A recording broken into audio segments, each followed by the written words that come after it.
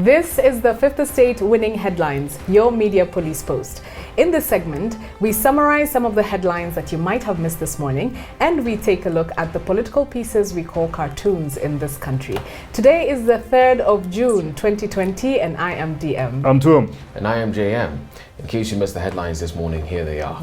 In the Daily Nation, how RUTO saved top ally from axe. In the Standard, how furious Uhuru told off DP allies. In the Star, what I'm looking for in a successor, Uhuru. So these are the headlines based off the meeting that happened yesterday at State House, the parliamentary group meeting of Jubilee. And let's begin with the Standard. Oh yes, how furious Uhuru told off DP and allies. And yesterday the PG meeting was fire. And were you there to fire, according to how the Standard has put it. Yes. And they're saying that there was a tongue lashing and that the president dressed down the Deputy President William Ruto and his allies at State House. And I just want to read what a Tanga MP said yesterday to the Standard. He said, "I have never seen Uhuru talking like that. That was a real dress down. I can't even talk like that to my houseboy. We were really reprimanded." And I was, I thought about this and I was like, if this actually happened, this was very smart of Uhuru, because first and foremost, they make it seem like the PG meeting was very short, probably like half an hour, and it was actually a lecture. And I think this was smart because for Uhuru Kenyatta, this was just a formality. It was just a matter of record keeping, because should he go into a coalition agreement with other parties, he needed to have the courtesy of saying that he had a PG meeting with and there are pictures to prove it. And I'm sure he went back to State House and he laughed. He had a good laugh.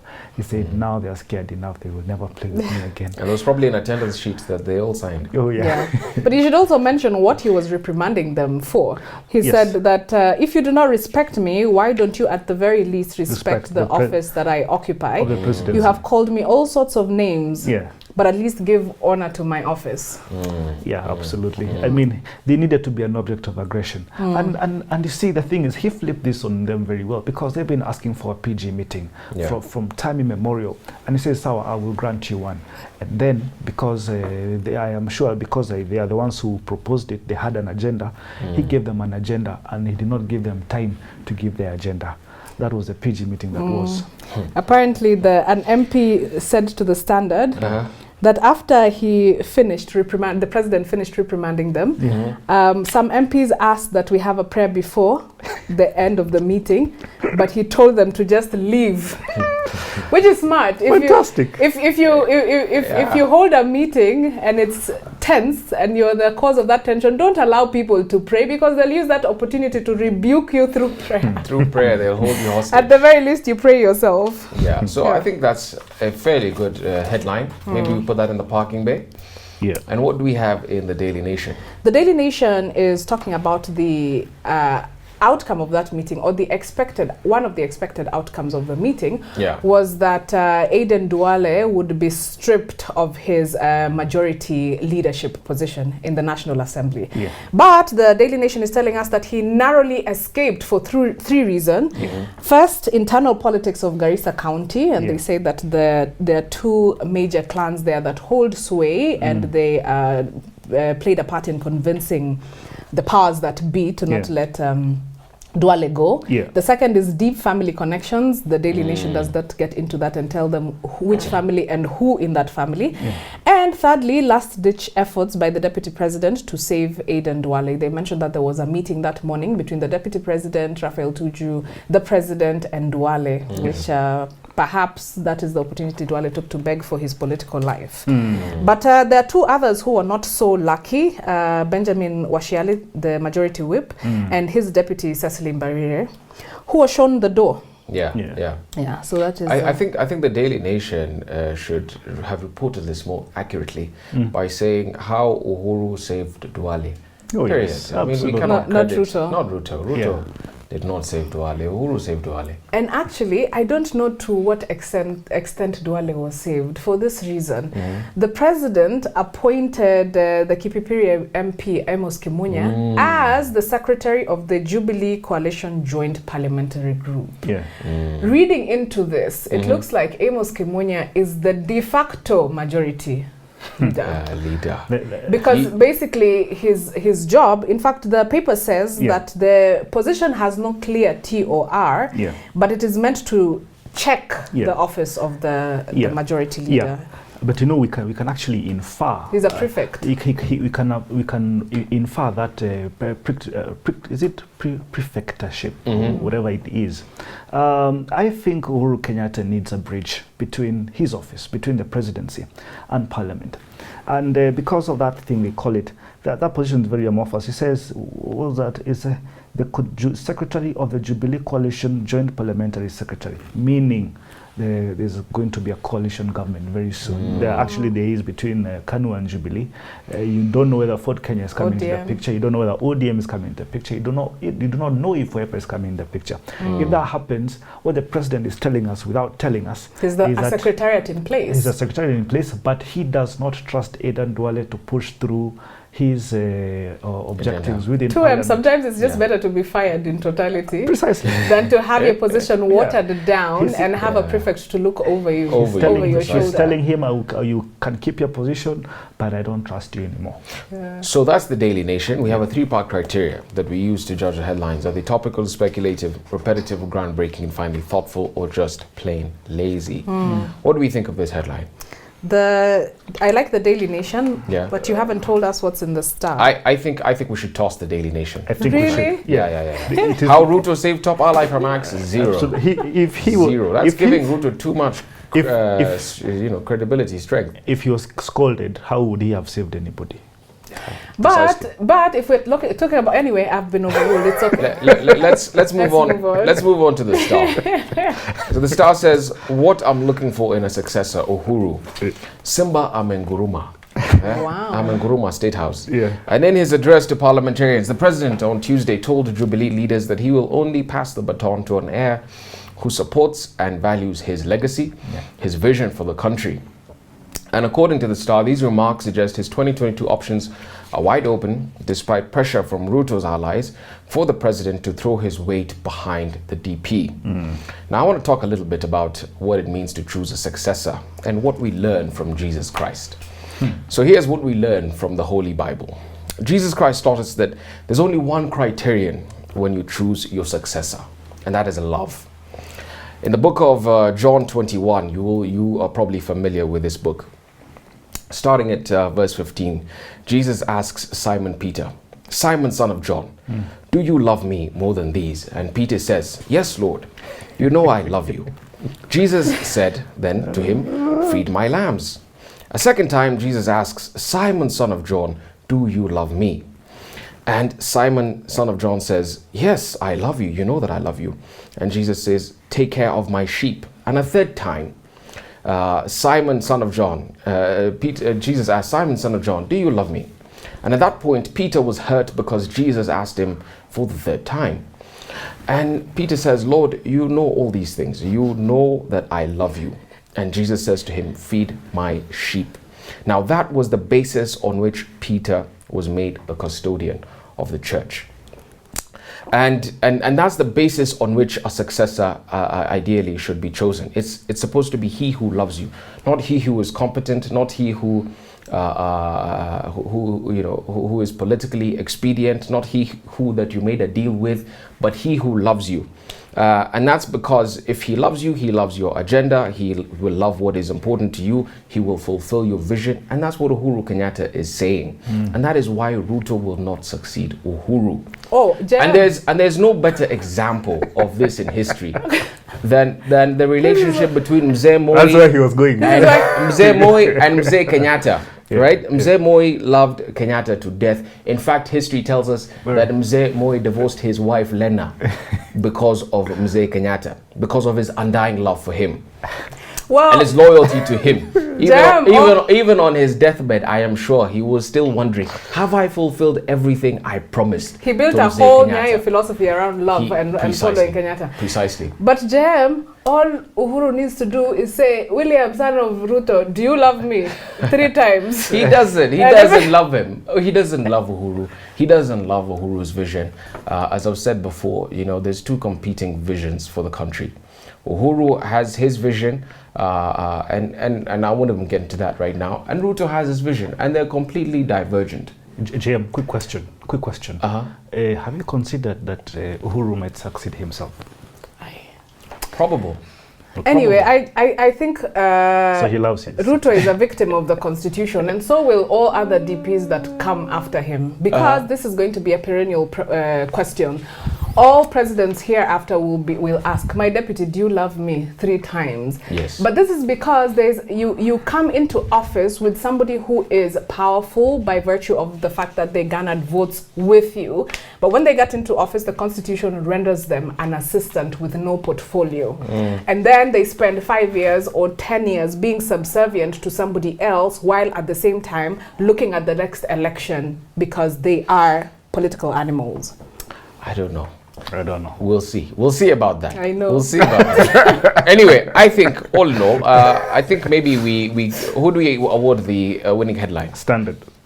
Yeah, the Standard. Okay. The Standard. Let's give it the Standard. So I'll toss the star and onto the political pieces that we call cartoons in this country. We have a 3-part criteria that we use to judge the cartoons. Are they humorous or dry, satirical or pessimistic, and finally effective or just plain lazy? Yes. What do we have in the Daily Nation? Ndula, and he has caricature of Uhuru Kenyatta sweeping parliament with a broom. And on the broomstick of Uhuru Kenyatta's broom is Aden Duale clinging for dear life. And I think this is in context to how Duale survived the purge yesterday at State House. But I don't think he really survived because he seems to have been replaced by Amos Kimunya. Yes. He really held on to the broom. There's a new Duale has been born. He has never looked that meek. Did you see he looks so meek? Yes, he looks so unlike him. Looks so meek. I like how in the cartoon Uhuru has worn a red lasso and gotten down to business.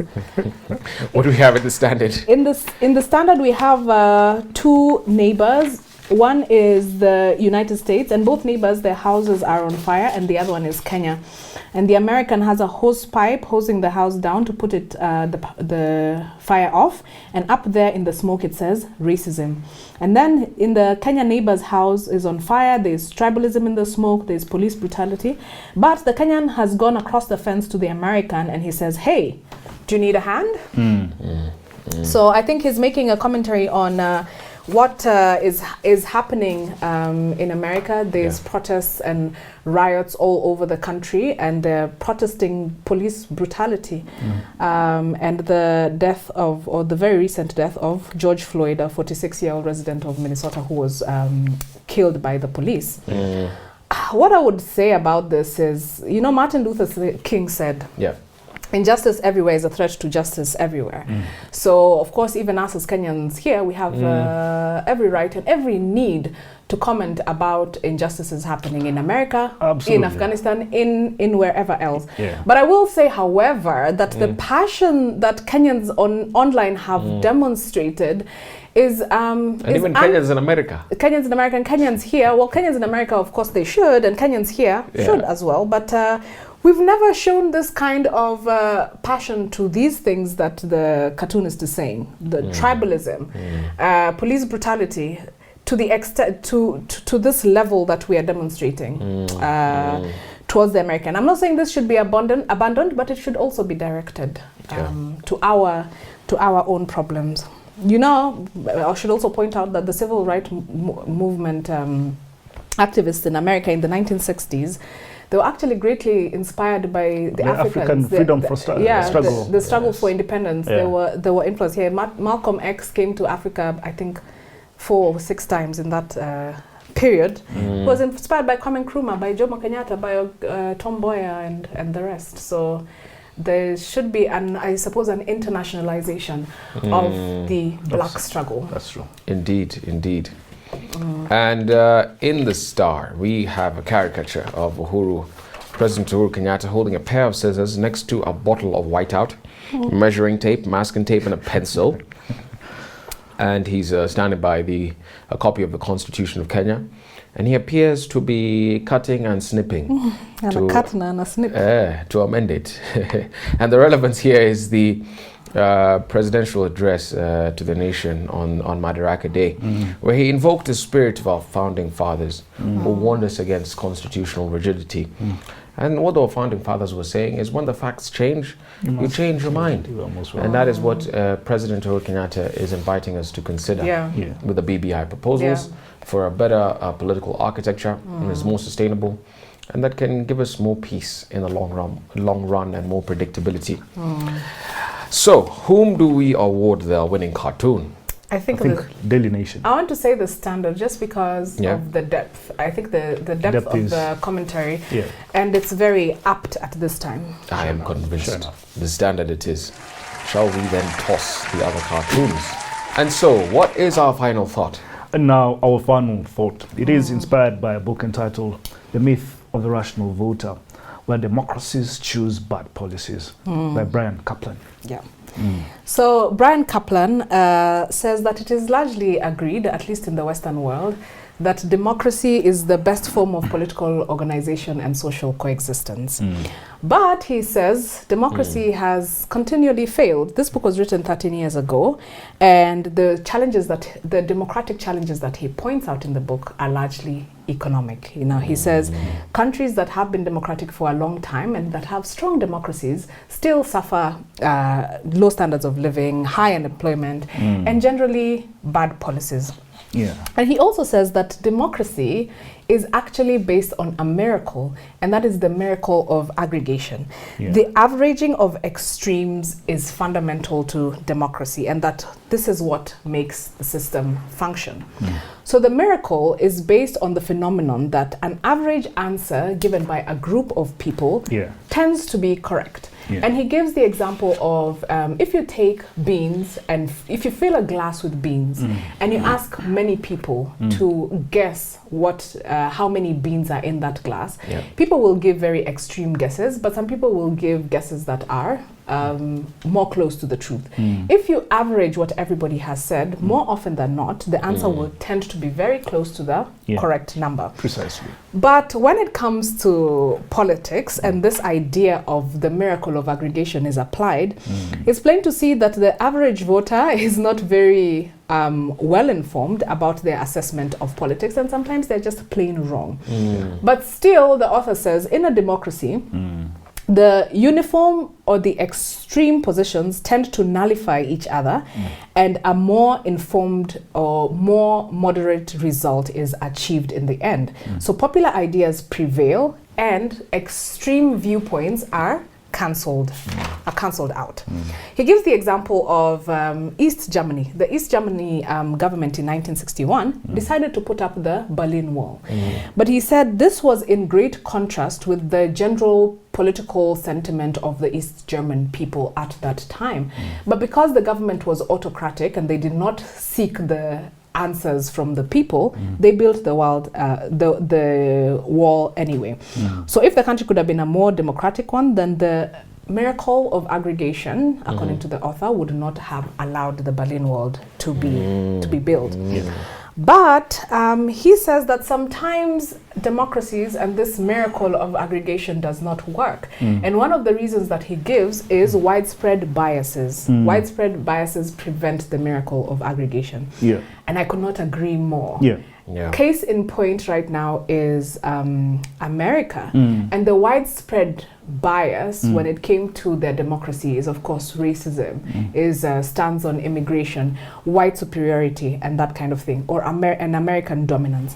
So popular ideas, the author says usually popular ideas prevail and the extreme viewpoints are cancelled out. In America, the opposite happened. The extreme viewpoints were cancelled out the popular ideas, or you could say the extreme viewpoint became the popular idea, and that is why they have a president who himself has extreme viewpoints. And he says that he goes back to the example about the beans in the glass and how widespread biases can affect the group from getting the correct answer. He says if before people take a guess, it is widely publicized that usually when people are asked to guess how many beans are in a glass, they underestimate. So if you're guessing how many beans are in a glass and you already have that bias that people usually underestimate, then you won't give your true interpretation of what you're seeing visually. You will overestimate. And in the end, when everybody overestimates and everybody's answers are aggregated, then the answer in the end will not be close to the truth. So that is how widespread biases cancel out the miracle of aggregation. Fantastic. Very, very, very well put. Now, this he brings out a concept he calls rational irrationality. Rational irrationality. And he says that people tailor their degree, their level of rationality to the costs of error. So basically saying it this way, that people are rational only because it is costly to be wrong. Basically what he's telling us is it costs to think a little bit more or to apply some thought. Now he applies this to a political environment, to a political nature. And he says, since delusional political beliefs are free, the voter consumes until he reaches his satiation point. Now, a satiation point in a consumer theory in economics is a point of maximum satisfaction, or what is known as a bliss point, that can be achieved by a consumer. In other words, he or she chooses whatever makes them feel the best. Now, you know, I took this and I localized it to our Kenyan environment, and to a political environment. And I said, you know, maybe Uhuru and Raila have a point with this BBI thing. Look, the reason I'm saying that is because of this. We have been electing presidents based on our ethnic persuasion, all right? Kikuyu for Kikuyu president, Luo for Luo president, Kalenjin for Kalenjin president, and yet we expect good governance will come out of the people we choose because of our ethnic persuasion. Actually, we are wrong. What we've been using is a rational irrationality lens. What we are being invited to use is a rational lens, because we're being asked to see what is on the other side. What is on the other side that will make us different? What is on the other side that will stop us from fighting every election cycle? What is on the other side that will make us stop thinking within our ethnic lenses and start being rational to our nature or to our presence as Kenyans. Let me just summarize the viewpoints of this book. I particularly enjoyed it because I'm not a big fan of democracy. Democracy is overrated. And as this author points out, it's deeply flawed, as both of you have also spoken about. And what the author in sum is telling us that democracy doesn't work because it's based on the assumption that rational voters will make good, informed decisions. But in the real world, voters are deeply irrational. They hold broad biases about economic issues, about political issues, that they tend to be uninformed and vote with their emotions rather than their minds. And it reminds me of a quote by Roger Stone, who says, this is an American political operator. And he says, democracy is supposed to be one man, one vote, but it's $1, one vote. Fantastic. And what we see in democratic countries is that those with the most money and the correct strategy are able to sway the emotions of the masses to vote in whatever direction they please. And that's what we saw with the United States in the 2016 election, in the United Kingdom with the Brexit vote, and you know, on the work of the people like Cambridge Analytica and the use of PSYOPs, psychological operations, to influence voters to you know, to vote one way or the other. So that's actually how democracy works. And as I've said before, it's the illusion of choice. So, a very interesting book. And so on a day that we had a winning headline from the, I think it was the Standard, and a winning cartoon from the Daily Nation, I will remind you not to forget to subscribe to our YouTube channel. We are also on your TV screens. Find us on Pang, Free to Air, Go TV, and Startimes. Have a good evening.